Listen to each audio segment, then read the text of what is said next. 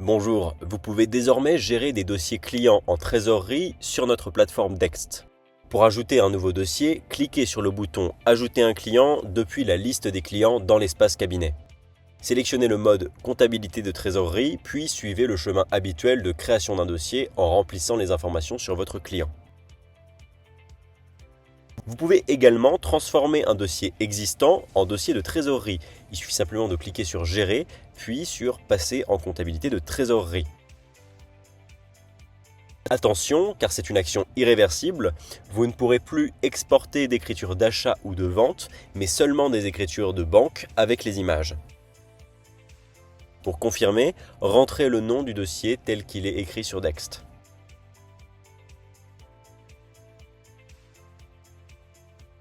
Après avoir rejoint votre dossier en trésorerie, vous allez pouvoir ajouter un compte bancaire pour récupérer les données bancaires et la Dext vous offre les deux options habituelles.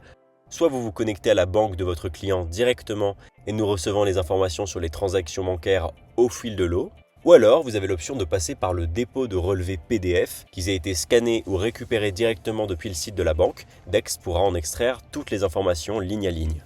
Voilà, de mon côté, je vais déposer un relevé que je vais pouvoir retrouver dans la section relevé bancaire qui me permet de faire la différence entre les relevés collectés toujours en cours d'extraction et les relevés qui ont déjà été traités par Dext. Bien entendu, j'ai déjà déposé des factures d'achat et de vente que j'ai déjà traitées.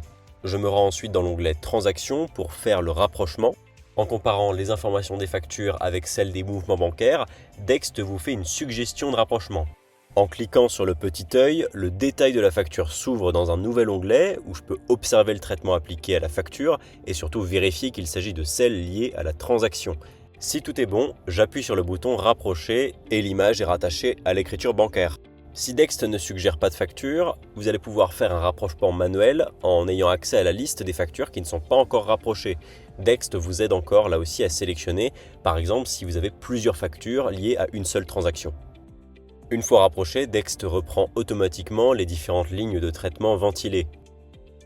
Un autre cas, ce sont les écarts de change, lorsque vous avez des petites différences entre le montant affiché sur la facture et le montant finalement payé dans la devise principale.